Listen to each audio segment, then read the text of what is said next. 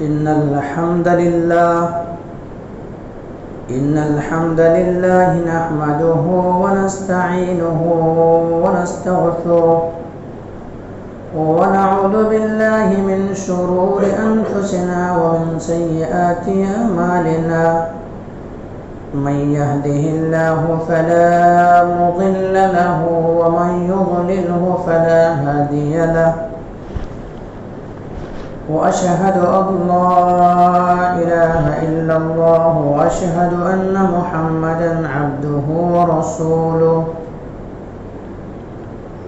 يا أيها الذين آمنوا اتقوا الله حق تقاته ولا تموتن إلا وأنتم مسلمون يا أيها الناس اتقوا ربكم الذي خلقكم من نفس واحدة وخلق منها زوجها وبث منهما رجالا كثيرا ونساء واتقوا الله الذي تساءلون به والأرحام إن الله كان عليكم رقيبا يا أيها الذين آمنوا اتقوا الله وقولوا قولا سديدا يصلح لكم أعمالكم ويغفر لكم ذنوبكم ومن يطع الله ورسوله فقد فاز فوزا عظيما أما بعد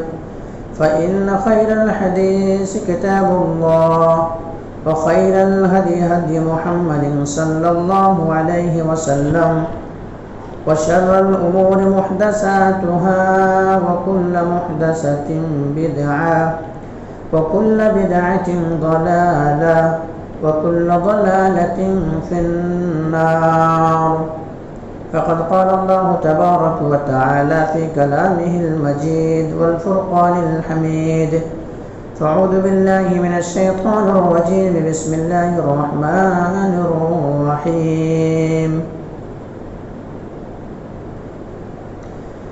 إنما الصدقات للفقراء والمساكين والعاملين عليها والمؤلفة قلوبهم وفي الرقاب والغارمين في سبيل الله فريضة من الله إن الله كان عليما حكيما وقال النبي صلى الله عليه وسلم بني الإسلام على 5 شهادة أن لا إله إلا الله وإقام الصلاة وإيتاء الزكاة وصوم رمضان والحج من استطاع إليه سبيلا قال رب اشرح لي صدري ويسر لي أمري واحلل عقدة من لساني يفقه قولي رب زدني علما رب زدني علما اللهم رب زدني علما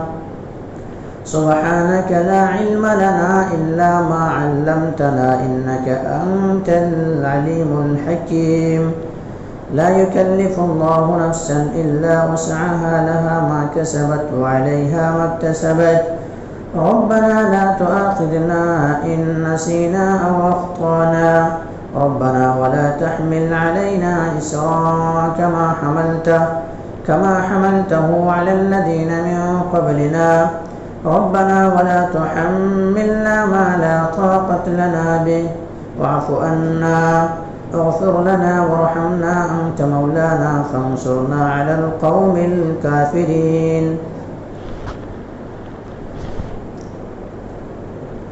محترم و مکرم حاضرین جمعہ، دینی اور ملی بھائیوں، عزیز بچوں، پردہ نشین خواتین اسلام، میرے معزز اسلامی ماں و بہنیں، تمام تعریف حمد و ثنا کبریائی و بڑائی اس وحدہ لا شریک خالق کائنات مالک ارض و سما کے لیے ہے، جس نے ہم بنین و انسانوں کو اس روئے زمین کے اندر پیدا کیا اور پیدا کرنے کے بعد یوں ہی بلا چور چوچرا بھٹکتا ہوا راہ پر نہیں چھوڑا، بلکہ ہماری رہبری کے لیے ہمہ رشد و ہدایت کی خاطر 1,00,000 کم و بیش 24,000 انبیاء کرام کو اس روئے زمین کے اندر مبعوث کیا، اس روئے زمین کے اندر بھیجا۔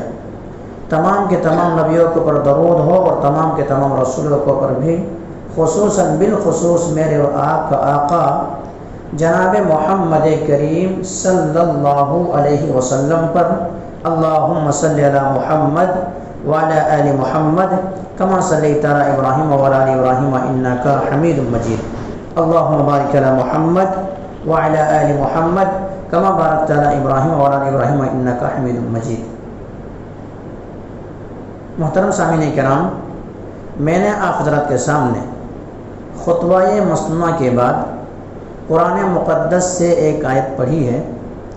اسی طرح سے آپ حضرات کے سامنے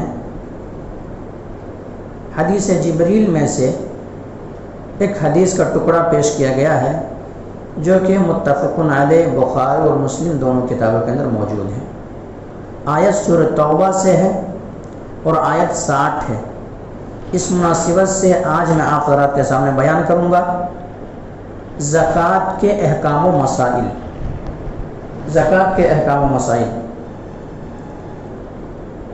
کیونکہ اسلام میں کلمہ شہادتین کے بعد، پھر نماز کے بعد زکوٰۃ کا بھی بہت زیادہ اہمیت ہے، اور قرآن کے اندر اللہ تبارک و تعالی نے جہاں پر بھی نماز کا ذکر کیا ہے وہاں زکوٰۃ کا بھی ذکر کیا ہے۔ یعنی اگر 80 پر 2 مرتبہ اللہ تبارک و تعالی نے قرآن مقدس کے اندر لفظ صلاۃ کا ذکر کیا ہے، تو 80 پر 2 مرتبہ لفظ زکوٰۃ کا بھی ذکر کیا ہے، اور زکوٰۃ کا ادا کرنا نہایت ہی ضروری ہے، بلکہ فرض قرار دیا ہے۔ آپ لوگوں سے صرف یاد دہانی کے لیے ایک سوال کر لوں، اگر ممکن ہے تو بتائیں کہ ارکان اسلام کتنا ہے؟ ان چیزوں کو جاننا نہایت ہی ضروری ہے مسلمانوں کو۔ ارکان ایمان کتنا ہے، ارکان اسلام کتنا ہے؟ تو کوئی یہ بتا سکتے ہیں کہ ارکان اسلام کتنا ہے، کون کون سی ہے؟ ارکان اسلام،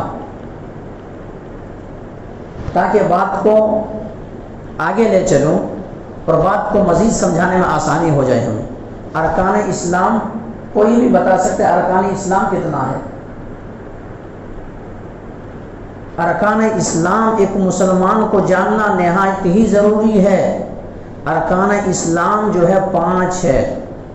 ارکان اسلام 5 ہے۔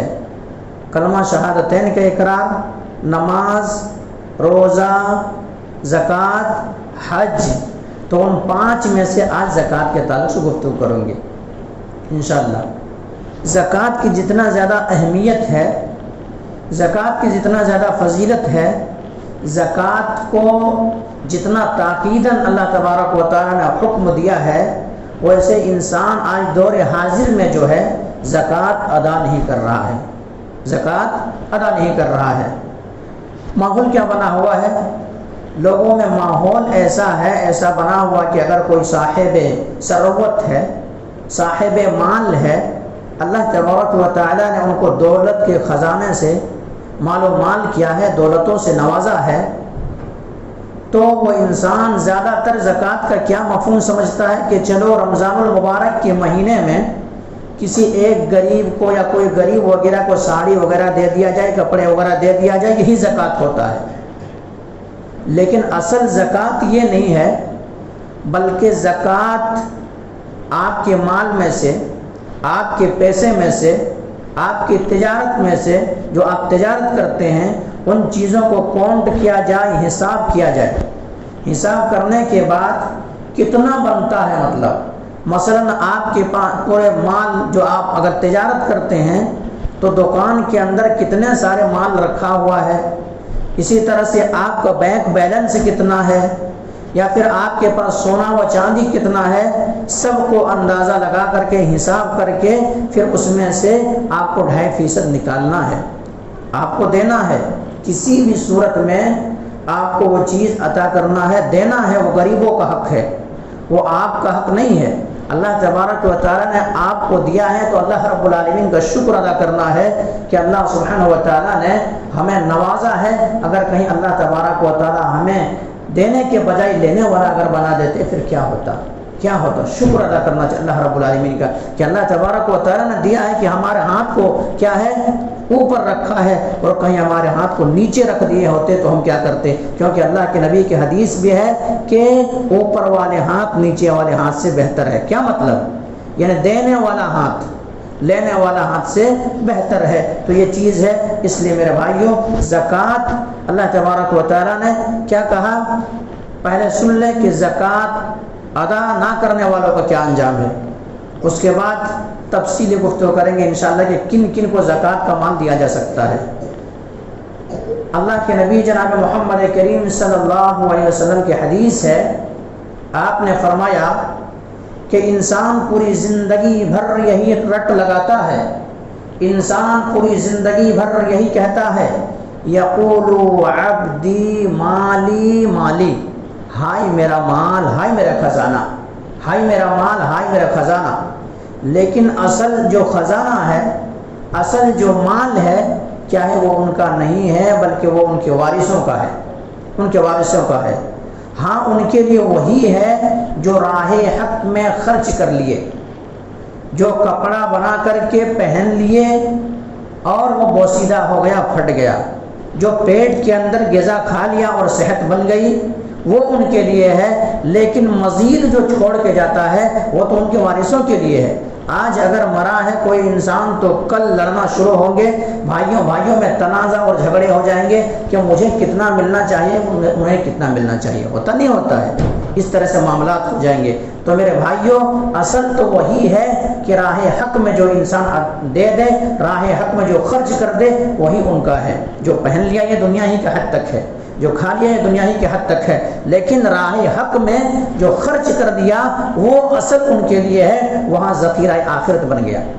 اور اللہ کے نبی جناب محمد کریم صلی اللہ علیہ وسلم کی حدیث ہے کہ اگر کوئی شخص پاک مال، پوتر مال، پاکیزہ اور رزق حلال اگر راہ خدا میں اللہ رب العالمین کے راہ میں 1 روپے خرچ کرتا ہے، نیت اخلاص کے ساتھ، دکھاوا نہیں، نمود نہیں، ریا نہیں، لوگوں کو بتانا نہیں، بلکہ للہیت کے ساتھ کہ اللہ ہم سے راضی ہو جائے۔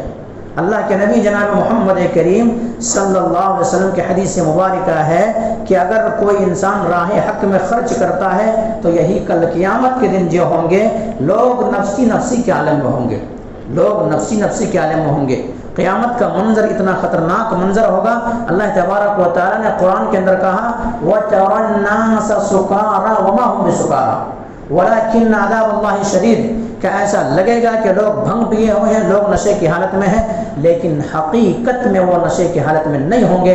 یوم یفر المرء من اخیہ، ہر کوئی بھاگ رہا ہوگا باپ بیٹے سے، بیٹے باپ سے، شوہر بیوی سے، ہر کوئی بھاگ رہا ہوگا، کوئی کسی کا پرسان حال نہیں ہوگا۔ وہاں پر اگر کوئی چیز کام آئے گی تو یہی راہ حق میں خرچ کیا ہوا مال یہ ہمارے سروں کے مانند آ جائیں گے، سروں کے اوپر آ جائیں گے اور سایہ کریں گے، سایہ کریں گے۔ ہم جدھر جدھر چلیں گے ہمارے ساتھ چلے گی، چھتری کے کام کرے گی، چھتری کے کام کرے گی اور ہمارے سروں کے سائبان بن جائیں گے اور ہمیں گرمی سے بچائے گی، گرمی سے بچائے گی۔ وہ گرمی، یہ سورج آج کتنے کروڑوں میل کے فاصلے پر ہے، ان کے باوجود بھی گرمی کو ہم اور آپ برداشت نہیں کر پاتے ہیں۔ مئی جون جولائی کے مہینے میں کئی ایسے چیز ہمارے سامنے آتا ہے کہ کئی لوگ مر گئے، کیا سے کیا ہو گئی، اس طرح کے حالات ہو جاتے ہیں۔ لیکن کل قیامت کے دن سوا نیزے پہ یہ سورج ہوں گے، 1 میل کے فاصلے پر آ جائیں گے، 1 میل کے فاصلے پر، وہاں نفسی نفسی کے عالم میں لوگ ہوں گے۔ اس کیفیت میں کیا کریں گے؟ یہ صدقہ ہمارے کام آئیں گے، راہ حق میں خرچ کرنا یہ ہمارے کام آئیں گے۔ یوں نہیں بلکہ اگر راہ حق میں کوئی انسان خرچ کیا ہے تو 1 روپے بھی خرچ کیا ہے تو کل قیامت کے دن یہ بچھڑے کی مانند اور بچھڑے کی صورت میں بن کر کے آئے گا، کوئی گائے اور بیل کی شکل میں آئے گا۔ اللہ رب العالمین سے یہ بندہ کہے گا اللہ سبحانہ و تعالیٰ میں نے اتنا خرچ نہیں کیا تھا، فقر و فاقہ اور غربت تھی ہماری زندگی میں نے خرچ کہاں کیا تھا اتنا زیادہ؟ اللہ رب العالمین کہے گا میرے بندے تم نے راہ خدا میں صدق دل کے ساتھ طیب مال، پاک مال، پوتر مال، رزق حلال سے کمایا ہوا مال تم نے جو خرچ کیا تھا صدق دل کے ساتھ کیا تھا، تمہارا تھوڑا ہی خرچ کرنا ہی کیا ہے آج پہاڑ کی شکل اختیار کیا ہوا ہے، آج بچڑے کی شکل اختیار کیا ہوا ہے۔ یہ چیز ہے میرے بھائی، تو اسی لیے ہمیں اور آپ کو راہ حق میں خرچ کرنا چاہیے، راہ حق میں خرچ کرنا چاہیے، اور یوں ہی نہیں بلکہ ایسا ہے کہ ہر روز دو فرشتوں کا نزول ہوتا ہے، دو فرشتے آسمان دنیا پہ آتا ہے، اور آنے کے بعد اللہ رب العالمین سے دعا کرتا ہے کہ اللہ رب العالمین جو انسان راہ حق میں راہ حق میں خرچ کر رہا ہے، اللہ رب العالمین ان کے مال کے اندر مزید زیادتی کر دے، مزید ان کے مال کے اندر برکت پیدا کر دے، بڑھوتری پیدا کر دے۔ آج ہم اور آپ کسی سے ملے تو دعا کرتے ہیں، دعا کراتے ہیں کہ ذرا بھائی ذرا دعا کرو، کاروبار میں برکت نہیں ہے، یا مال کے اندر فراوانی نہیں ہے، مال کے اندر برکتیں نہیں ہو رہی ہے۔ ہم اور آپ لوگوں سے نہ دعا کرا کر کے راہ حق میں آپ سے جتنا بن پڑے، اسلام نے یہ نہیں کہا ہے کہ آپ کو ضرورت سے زیادہ بوجھ ڈال دیں، ایسا نہیں، جو ہو سکے آپ خرچ کریں، اور آپ فرشتے کے دعا لے لیں، کیونکہ فرشتہ دعا کر رہا ہے، نورانی مخلوق ہے، معصوم ہے، ایسے فرشتے دعا کر رہے ہیں کہ راہ حق میں خرچ کرنے والے، راہ خدا میں خرچ کرنے والے انسان کے مال کو کیا کر دے، مزید اضافہ کر دے، مزید بڑھا دے۔ لیکن وہیں پہ دوسرا فرشتہ دعا کر رہا ہے کہ اللہ رب العالمین جو انسان اپنے مال کو سینت رہا ہے، کنجوسی کر رہا ہے، گن کے رکھ رہا ہے، غریبوں کا حق نہیں، یتیموں کا حق نہیں، بیواؤں کا حق نہیں، مدرسوں کا حق نہیں، دیگر جگہوں کا حق نہیں، راہ خدا میں خرچ نہیں کر رہا ہے، اللہ رب العالمین ان کے مال کو تو تباہ و برباد کر دے، ان کے مال کو تو تباہ و برباد کر دے۔ نورانی مخلوق دعا کر رہی، بھلا میرے بھائیو ہمیں اور آپ کو اگر رزق کے اندر فراوانی چاہتے ہیں، رزق کے اندر برکت چاہتے ہیں، اور ہم اپنے گناہوں سے پاک ہونا چاہتے ہیں، تو ہم اور آپ راہ حق میں خرچ، راہ خدا میں خرچ کریں، تو پھر ان کا مزہ دیکھیں کہ کیا برکتیں ہوتی ہیں۔ تو یہ چیز ہے میرے بھائی۔ اور اگر کوئی انسان زکوٰۃ کا معاملہ، دو چیز ہے، ایک زکوٰۃ ہے، یہ تو فرض ہے، یہ تو کسی بھی صورت میں انسان کو دینا ہے، کسی بھی صورت میں ان کو نکالنا ہے، کسی بھی صورت میں، اور کیا ان کے مال کا کیا چیز ہے سب جمع کرنے کے بعد نکالنا ہے۔ لیکن انفاق فی سبیل اللہ بھی ایک انسان کر سکتا ہے راہ حق میں، یعنی اللہ تبارک و تعالیٰ نے جو دیا ہے، اللہ رب العالمین جتنا بن پائے انسان اس میں خرچ کرے، تو یہ چیز ہے۔ ورنہ اگر ہم نے اور آپ نے راہ حق میں اللہ رب العالمین کے راہ میں خرچ نہیں کیے، تو کل قیامت کے دن یہی مال کو لایا جائے گا، اور یہی مال کا کیا تختہ بنایا جائے گا، تختہ بنا دیا جائے گا، گرم پلیٹ بنا دیا جائے گا، اور اس کے بعد یوم یحمى علینا فی نار جہنم فتقوی بها وجباہہم وظہورہم ھذا ما کنزتم لانفسکم فذوقوا ما کنتم تکنزون۔ کل قیامت کے دن یہی مال، یہی خزانے، یہی پیسے کیا ہے جہنم کے آگ میں تپایا جائے گا، ہمارے پیشانیوں کو داغا جائے گا، ہمارے پیشانیوں کو داغا جائے گا، ہمارے کمر کو، ہمارے پیٹھ کو داغا جائے گا۔ اللہ تبارک و تعالیٰ نے یہی کیوں ذکر کیا ہے؟ جب کوئی کسی کے پاس آتا ہے تو یہ سب سے پہلے ان کے پیشانیوں کے پر کیا بل پڑ جاتا ہے، یہ کیا ڈیلی معاملہ بنا ہوا ہے، یہ کیا لوگ آ رہے ہیں، اس طرح کے حالات۔ اور دوسری بات کیا، پیٹ پھیر کے چل جاتا ہے، پیٹ پھیر کے چلا جاتا ہے، اس لیے ان کے پیٹھ کو داغا جائے گا، ان کے پہلوؤں کو داغا جائے گا، اور اللہ رب العالمین کہے گا اب چکھ مزہ، اب مزہ چکھ۔ کیوں؟ یہی چکھنا تھا، جو مال تم نے جمع کیا تھا اس کا مزہ چکھتے رہا، یہی تمہارے لیے ہے۔ میرے بھائیوں، اس کو احساس کرنے کے لیے کبھی آپ کے گھر کے اندر پریس ہوگا ایرن کرنے کا، کبھی دیکھیں کہ کبھی پریس کرتے ہوئے گرم لوہا کو ذرا ہاتھ میں رکھ کے دیکھیں، یا پیشانی پر رکھ کے دیکھیں کہ برداشت کر پا رہے ہیں یا نہیں کر پا رہے ہیں۔ اگر نہیں کر پا رہے ہیں تو ضرور ہمیں اور آپ کو اپنے مال کا کیا حساب لگا کر کے راہ حق میں خرچ کرنا ہے، راہ خدا میں زکوٰۃ ادا کرنا ہے انسان کو۔ اگر نہیں کریں گے تو قیامت کے دن پھر ہمارے اور آپ کے لیے وہ دردناک عذاب ہے۔ اللہ تبارک و تعالیٰ کہا لیذوقوا العذاب، اب عذاب چکھتے رہو، عذاب ہے۔ یوں ہی نہیں بلکہ یہی پیسے کو، یہی مال کو یہی سلطنت کو، یہی دولت کو کیا کیا جائے، گنجے سانپ کی شکل میں انسان کے پاس آئے گا، اور وہ سانپ کے 2 جبڑے ہوں گے، 2 منہ ہوں گے، اور کہیں گے انا کنزک و انا مالک، میں تیرا مال ہوں، میں تیرا خزانہ ہوں۔ دنیا کے اندر جو تم نے سینت کے رکھا تھا، دنیا کے اندر جو تم نے کیا کیا تھا، خرچ نہیں کیا تھا، وہی خزانہ ہوں، آج تمہارے لیے وبال بن گیا ہے، اور ادھر ڈسے گا پھر ادھر ڈسے گا، انا کنزک و انا مالک، میں تیرا مال ہوں، میں تیرا خزانہ ہوں میرے بھائی، اس طرح سے کہیں گے۔ اب آئیے میں بتاؤں آپ کو، اور زکوٰۃ کا معنی بھی یہی ہوتا ہے۔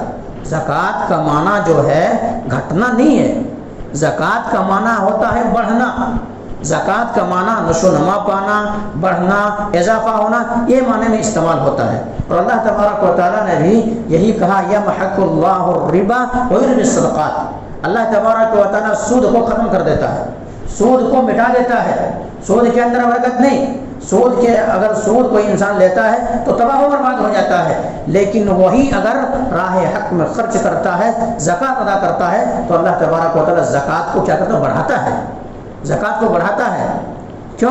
ایک مثال لیں، آپ کے گھر کے اندر نلکا ہے، آپ کے گھر کے اندر بوڑی ہے، آپ کے گھر کے اندر کوئی بور ہے جس سے پانی آپ نکالتے ہیں، ہر روز پانی نکلتا ہے، کیا کبھی پانی کے اندر کمی آئی ہے؟ ذرا پانی نکلا پھر سے دوسرا پانی آ گیا، ذرا پانی نکلا پھر سے دوسرا پانی نکل گیا۔ تو یہی معاملہ ہے، جب راہ حق میں ہم خرچ کریں گے، زکوٰۃ ادا کریں گے، تو زکوٰۃ ادا کرنے کی وجہ سے ہمارا مال پوتر ہوگا، ہمارا مال پاک ہوگا، اور اللہ کے نبی جناب محمد کریم صلی اللہ علیہ وسلم کو یہی حکم سنایا گیا ہے، یہی حکم دیا گیا ہے، خذ من اموالہم صدقہ تطہرہم وتزکیہم بہا۔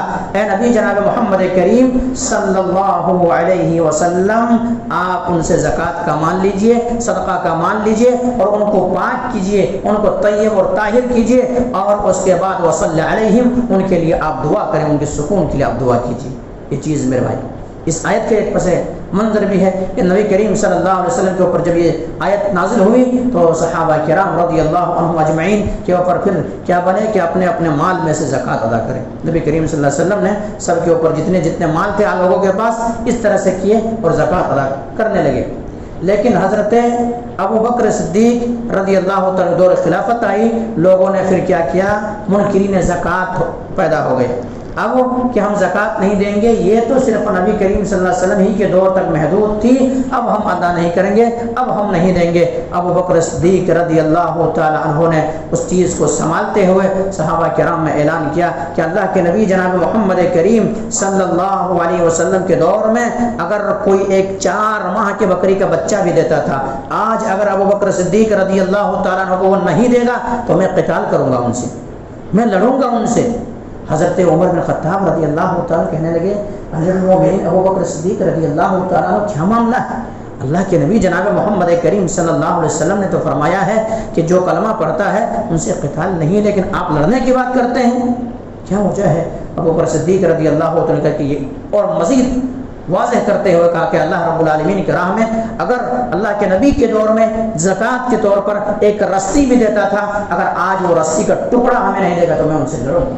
تو میرے بھائیوں، جو نماز اور زکوٰۃ میں فرق کرے گا تو وہ مسلمان ہے ہی نہیں۔ تو زکوٰۃ کسی بھی صورت میں انسان کو کیا ہے، ادا کرنا ہے۔ کہ زکوٰۃ اب کیسے ادا کیا جائے؟ کرنسی، سونا چاندی کے شکل میں یا کرنسی کے شکل میں، سب سے پہلے تو یہ جانے کہ اللہ کے نبی جناب محمد کریم صلی اللہ علیہ وسلم کے دور میں جو تھے وہ پیسہ یہ نوٹ نہیں تھا، بلکہ یا تو سونے کی یا تو چاندی کی، یا تو دینار یا تو درہم تھے۔ تو ہمیں اور آپ کو اسی میں اندازہ کرنا ہے، اگر کسی انسان کے پاس اتنا پیسہ ہے جتنا میں 52.5 تولہ چاندی خریدا جا سکتا ہے، اور اس میں 1 سال گزر گیا ہے، تو اس میں سے 2.5% آپ نکال لیں، اس میں سے 2.5% آپ نکال لیں۔ یہ ہے مطلب 52.5 تولہ چاندی پر ایک انسان کے پاس ہے، سال گزر گیا ہے تو ان پر زکوٰۃ ہے۔ اسی طرح سے 7.5 تولہ اگر کسی کے پاس سونا ہے اور 1 سال گزر گیا ہے تو اس پر زکوٰۃ ہے۔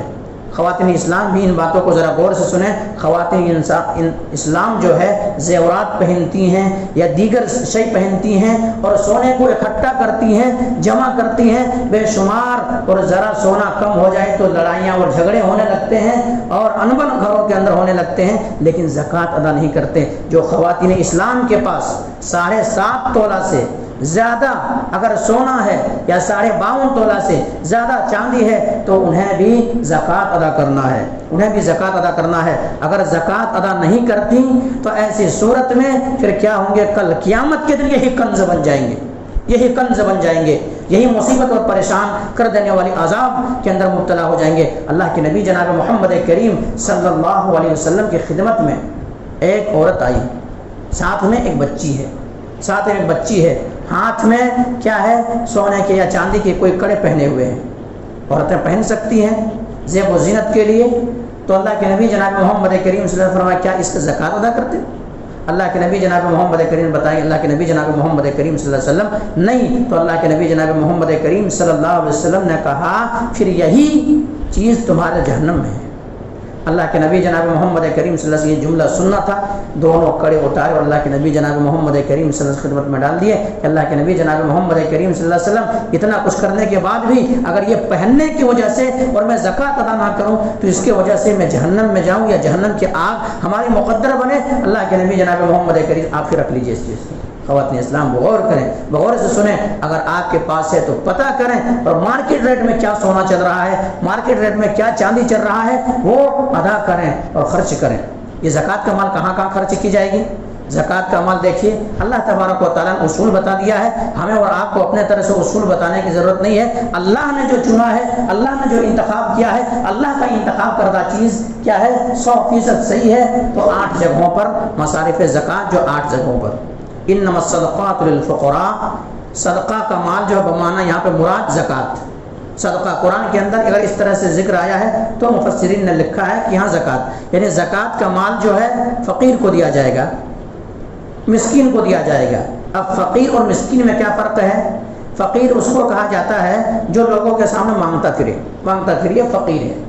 لیکن مسکین وہ ہے، مسکین یعنی وہ انسان اتنا کماتا ہو جس سے گزر بسر صحیح سے نہ کر سکتا وہ انسان، یعنی زندگی تنگ ہے ان کے مطلب، لیکن کسی کے سامنے ہاتھ پھیلاتا نہیں ہے، مانگتا نہیں پھرتا ہے کہ مانگیں گے کیا لوگ کہیں گے. خوددار آدمی ہے تو ان کو دیں گے. فقیر اور مسکین. والعاملین اصول کرنے والا، جو اصول کرتا ہے. آج بہت سارے لوگ یہ پوچھتے ہیں کہ جو اصول کرنے کے لیے آتا ہے چندے کے لیے وہ یہ کمیشن کھاتا ہے، یہ کرتا ہے وہ کرتا ہے. میرے بھائیوں یہ کچھ بھی نہیں، کہ اصول کرنے والے کو تو اللہ نے مقرر کیا ہے اور اتنا لے سکتا ہے. اگر ان کے پاس بیوی نہ تو وہ شادی کر لے، اتنا لے سکتا ہے. اگر ان کے پاس گھر نہ ہے تو وہی پیسے اسی سے گھر بنا لے. اگر ان کے پاس سواری نہیں تو وہ سواری خرید لے. اتنا لے سکتا ہے وہ انسان. اس سے زیادہ لے گا تب پھر گنہگار ہوگا وہ بندہ. تو کیا ہے؟ اصول کرنے والا، فقیر مسکین اصول کرنے والا. پھر اس کے بعد والرقاب والمؤلفۃ قلوب، ایسا غیر مسلم جو اسلام میں آنا چاہتا ہے، ہم مدد کریں گے تو اسلام میں آئے گا. یا اسلام میں آیا ہے، مال چھن گئی ہے، دولت چھن گئی ہے، سلطنت چھن گئی ہے، تو ایسے صورت میں ہم ان کی مدد کر سکتے ہیں. مؤلفۃ قلوب یعنی نئے کوئی اسلام میں آیا ہے، ان کے مال چھن گئے تو تالیف قلب کے لیے ان کو دے سکتے ہیں. اور پھر رقاب، پھر اسی طرح سے کیا ہے؟ گردن چھڑانے میں. مثلا ملک ہندوستان کا سروے کریں، جا کے دیکھیں کہ جیلوں کے اندر کتنے ایسے مسلمان ہیں جن کو خواہ مخواہ جیل کے اندر ڈال دیا گیا ہے. دیکھیں وہ پیسہ زکوٰۃ کا پیسہ لگائیں اور ان کو نکالیں. آج تک مسلمانوں نے یہ کام کیا ہے. یہاں پر بھی زکوٰۃ کا مال خرچ کیا جائے گا. مقروض، کوئی پیسے والے تھے، ایسا کوئی حادثہ ہوا جس کی وجہ سے قرض دار ہو گئے، بہت زیادہ قرض چڑھ گیا، اس کو بھی زکوٰۃ کا مال دے سکتے ہیں. وہ اپنی سبیل، لاسٹ میں وہ اپنے سبیل، یہ اس کے اندر وسعت ہے، اس کے اندر تمام سارے دین کامیں آ گئے. یہ مدرسے وغیرہ یہ 7ویں نمبر پر ان کو دے سکتے.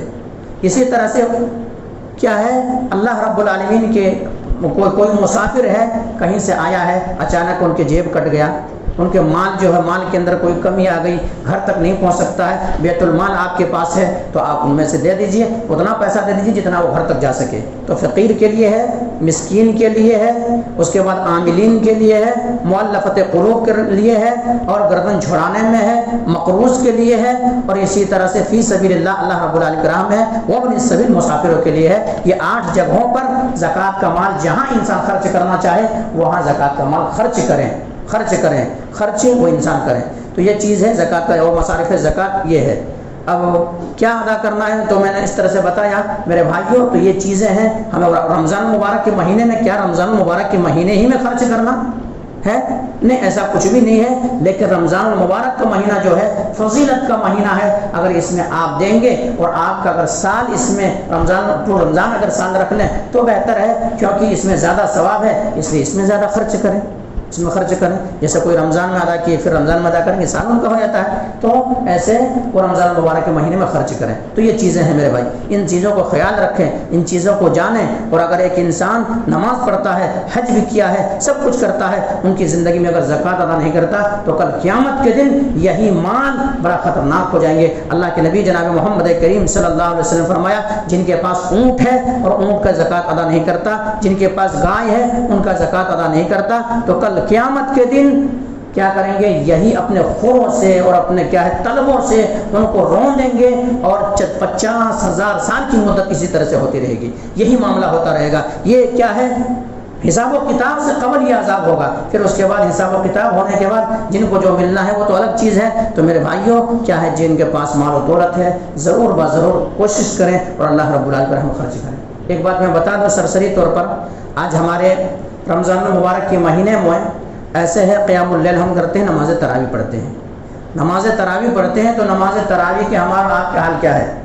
ہمارے آپ کا حال ایسا ہے کہ فرسٹ دن، سب سے فرسٹ دن جب آتے ہیں تو مصلی 1 صف 2 صف 3 صف رہتے ہیں۔ فرسٹ دن ہر کوئی جبہ کرتا پہن کر کے، ٹوپی ووپی لگا کر کے، انتر وغیرہ لگا کر کے فرسٹ دن پورے تیاری کے ساتھ آ جاتے ہیں، پورے 1 صف 2 صف 3 صف رہتے ہیں۔ پھر دوسرے دن جب ہوتی تو دوسرے دن تھوڑا کم ہو جاتے ہیں، آج مجھے سب ذرا لمبا کیے کیا، کم ہو جاتے ہیں۔ اب تیسرے دن اس سے کم ہو جاتا، چوتھے دن اس سے کم ہو جاتا۔ اللہ کے نبی جناب محمد کریم صلی اللہ علیہ وسلم کے دور میں کیسے تھے؟ فرسٹ دن جب آئے، شیخ محترم بھی بیٹھے اور الحمدللہ میں ان کے سامنے ایک طالب علم ہوں، اصلاح کریں گے۔ اللہ کے نبی جناب محمد کریم صلی اللہ علیہ وسلم جب پہلے دن نماز تراویح پڑھے تو لوگوں کو پتہ نہیں چلا، کم لوگ صحابہ کرام آئے۔ دوسرے دن جب کیونکہ نیکی کے کاموں میں صحابہ کرام ایک دوسرے کی مدد کرتے تھے، ولا تعاونوا علی البر والتقوی، کہ نیکی کے کاموں میں امداد کرتے تھے، ایسا دوسرے دن مسجد بھر گئی۔ تیسرے دن ابھی مزید پرچار ہوا کہ اللہ کے نبی جناب محمد کریم صلی اللہ علیہ وسلم کی خدمت میں ہم لوگ تراویح کی نماز پڑھ رہے تھے، تو مسجد تیسرے دن تو پورے مسجد نبوی بھری ہوئی ہے، تیسرے دن پورے مسجد نبوی بھری ہوئی ہے۔ اب چوتھے دن اللہ کے نبی جناب محمد کریم صلی اللہ علیہ وسلم نے اس ذوق کو دیکھا اور صحابہ کرام کے درمیان نہیں آئے۔ اس لیے نہیں آئے کیونکہ ہماری امت کے اوپر کہیں یہ فرض نہ ہو جائے اور جو 5 وقت کی نماز کا چھٹا نہ بھی ہو جائے، اس لیے اللہ کے نبی نہیں آئے۔ یہی سلسلہ چلتا رہا، حضرت ابوبکر صدیق رضی اللہ تعالیٰ کے دور میں یہی چلا۔ عمر بن خطاب رضی اللہ تعالیٰ کے دور میں جب آیا تو ایسا ہوا کہ بعض لوگ ایسے ہیں کہ کوئی اکیلے نماز پڑھ رہے ہیں، کوئی 1 قاری کے ساتھ ہے، کوئی 2 قاری کے ساتھ ہے۔ اللہ کے وہ شہدائی حضرت عمر بن خطاب رضی اللہ تعالیٰ جب دیکھی اس معاملے کو، تو بخاری کی روایت ہے، تو سب کو ایک امام کے ساتھ جمع کر دے، حضرت ابی بن کعب اور تمیم داری دونوں کے ساتھ جمع کر دیے تو ایسا وہ نماز جب پڑھتے تھے، حسنہن و طولہن کی خوبصورتی کو مت پوچھیے، بعض صحابہ کرام لاٹھیوں کا ٹیک لگاتے تھے، لاٹھیوں کا سہارا لینا پڑتا تھا۔ آج ہمارے وہاں آپ کی تراویح کی نماز اگر 10 منٹ سے 5 منٹ اگر زیادہ ہو جائے، ہمارے مسجدوں کے اندر صبر کا پیغام دیتا ہے، وہ ہے روزہ ہے، صبر کا پیغام دیتا ہے۔ لیکن اگر سوال کیا سب سے زیادہ لڑائی کون سی مہینے میں مسجدوں میں ہوتی ہے، تو رمضان کا مہینے ہوتی ہے۔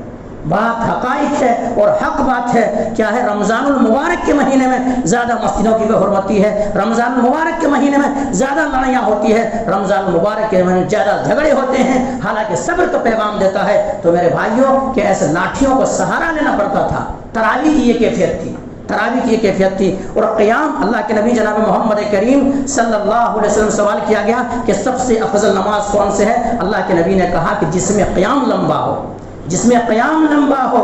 اور آپ صلی اللہ علیہ وسلم جب قیام کرتے تھے تو آپ صلی اللہ علیہ وسلم سورہ بقرہ پڑھتے تھے، سورہ آل عمران پڑھتے تھے، سورہ نساء پڑھتے تھے. پوچھ لیجئے گا شیخ سے بعد میں کتنے پارے ہو گئے ایک رکعت میں؟ کتنے پارے ہو گئے؟ آپ صلی اللہ علیہ وسلم کے پاؤں کے اندر ایسا سوجن ہو جاتا تھا، پھول جاتا تھا، ورم آ جاتا تھا. نبی کریم صلی اللہ علیہ وسلم سوال کیا گیا کہ اللہ کے نبی آپ تو بخشے بخشائے ہیں، آپ کے تو تمام گناہ اللہ نے معاف کر دی ہے، آپ مبرہ ہیں، آپ پاک ہیں، آپ معصوم ہیں، لیکن یہ کیفیت کیوں ہے؟ اللہ کے نبی جناب محمد کریم صلی اللہ علیہ وسلم بتایا گیا افلا اکون عبدا شکورا، کہ میں اللہ کا شکر گزار بندہ نہ بن جاؤں. یہ رمضان المبارک کا مہینہ ہمیں اور آپ کو ملا ہے جس کی فضیلت یہ ہے من قام رمضان ایمان و احتساب غفر له ما تقدم من ذنبه. اگر کوئی تراویح کی نماز پڑھتا ہے تو ان کے گزشتہ گناہ معاف کر دیا جاتا ہے. یہ بھی ہمیں اور آپ کو کیا ہے ذرا مشکل پڑ رہی ہے. میرے بھائی غور و فکر کریں، اپنے ایمان کا خیر منائیں. صحابہ کرام کی عمل تھے تو صحابہ کرام کو ایمان سے محبت ہو گئی تھی. آج ہمیں دنیا سے محبت ہو گئی ہے، اس لیے ہمیں رب کے سامنے قیام کرتے ہوئے مزہ نہیں آتی، رب کے سامنے جھکتے ہوئے مزہ نہیں آتے، رب کے سامنے قیام اور رکوع میں مزہ نہیں آتے. ہمیں اور آپ کو دیگر جگہوں پہ مزہ آتی ہے. تو یہ نمازیوں کی کیفیت تھی. ایک سوسا یہ بھی آج چھوڑا ہوا ہے، کیا بتائیں کہ نبی کریم صلی اللہ علیہ وسلم 3 دن پڑھتے تو ہم بھی 3 دن پڑھیں گے. ایسا بھی ایک فتنہ ہے، ابھی ہم بھی 3 دن پڑھیں گے، کیونکہ یہ تو بعد کے ابو بکر حضرت عمر بن خطاب رضی اللہ تعالیٰ عنہ کے ادوار میں ایسا کیا گیا. تو میں کہنا چاہوں گا کہ آپ زیادہ فقیہ ہو گئے عمر بن خطاب سے بھی زیادہ. ارے عمر بن خطاب رضی اللہ عنہ شخصیت تو وہ شخصیت ہے، اللہ کے نبی نے کہا تھا کہ اگر میرے بعد کوئی نبی ہوتے تو عمر ہوتے. اللہ کے نبی جناب محمد کریم صلی اللہ علیہ وسلم کو اگر کوئی مشورہ دیتے، 18 آیتیں ایسی ہیں جو حضرت عمر بن خطاب رضی اللہ عنہ سوچ پر نازل ہوئی ہے. وہ فقاہت اور وہ سوچ آپ ان سے زیادہ ہو گئے کہ ہم 3 دن پڑھیں گے، 3 دن پڑھتے ہیں. ایسا معاملہ نہیں ہے میرے بھائی. ہم اور آپ کیا کریں؟ یہ آخر ایک عشرہ گزر چکا ہے، دوسرا عشرہ شروع ہو رہا ہے. اللہ رب العالمین کے سامنے آ کر کے گڑائیں روئیں، قیام اللیل کا اہتمام کریں، تراویح پڑھیں، مانگیں اللہ رب العالمین سے. پتہ نہیں ہماری زندگی کی کیا گارنٹی ہے کہ کب سانسیں بند ہو جائیں. اور یہ مسلمانوں کو جب نعمت ملتی ہے تب سمجھ میں نہیں آتی ہے، تب سمجھ میں نہیں آتی ہے. یہی لاک ڈاؤن کا دور تھا، یہ اعلان کر دیا گیا تھا صرف 1 آدمی یا 2 آدمی تراویح پڑھ سکتے. ہر کوئی چھپ چھپ چور جیسا آتا تھا، ہر کوئی آتا تھا. مسجدوں کے اندر لڑائی ہو جاتی تھی، تم پڑھتے میں کہیں کو نہیں پڑھتا، میں بھی پڑھتا. اب جب مسجدیں کھلی ہوئی ہیں تو ان کو عبادت کرنے میں گرہ گزر رہی ہے. میرے بھائی بات تلخ ہے لیکن حقیقت ہے کہ ہمیں اور آپ کو لگاؤ ہونا چاہیے، محبت ہونی چاہیے. ہماری آپ کی زندگی کی کوئی گارنٹی نہیں کہ کب سانسیں رک جائیں اور ہم اور آپ رب کے پیارے ہو جائیں. تو یہ چیزیں ہیں، ہم اور آپ راہ خدا میں خرچ بھی کریں، قیام اللیل بھی کریں، جتنے سارے نیکیاں رمضان مبارک کے مہینے میں ہو سکتے ہیں زیادہ سے زیادہ نیکیاں کریں. یہ چیز ہے میرے بھائی. ہم اور آپ کیا کریں؟ تراویح کا اہتمام کریں، تراویح کا اہتمام کریں. بہرحال یہیں سے بات کو ختم کریں گے. اللہ تبارک و تعالیٰ سے دعا کریں گے مولا کریم جو بات کہی گئی ہے سب سے پہلے تو ہم آپ کو تو ان باتوں کے اوپر اچھی سمجھ کی توفیق دے دے. اس کے بعد مولا کریم جو بات کہی گئی ہے اس کو اچھی سمجھ، اس کے بعد اچھے عمل کی توفیق دے دے. مولا کریم جو اس دنیا سے جا چکا ہے ان کی مغفرت فرما دے. مولا کریم جو قبر کے اندر مدفون ہے ان کے قبر کو جنت کا باغ بنا دے. مولا کریم جو بیمار ہے انہیں شفائے کاملہ عاجلہ عطا کر دے. مولا کریم جن کے پاس مال ہے، سلطنت ہے، دولت ہے، خزانہ ہے اور وہ راہ حق میں خرچ نہیں کرتا ہے تو مولا کریم ان کے دل کے اندر تو ڈر پیدا کر دے، خوف پیدا کر دے اور انہیں بھی زکوٰۃ ادا کرنے کی توفیق دے دے. مولا کہ ہم جو بھی قیام اللیل کر رہے ہیں، نمازیں پڑھ رہے ہیں مولا کریم یا روزہ رکھ رہے ہیں، مولا کریم ہم تمام مسلمانوں کو تو عبادتوں کو قبول فرما لے. تقبل یا رب العالمین والحمد للہ رب العالمین. سبحان ربک عما یصفون وسلام علی المرسلین والحمد للہ رب العالمین برحمتک یا ارحم الراحمین.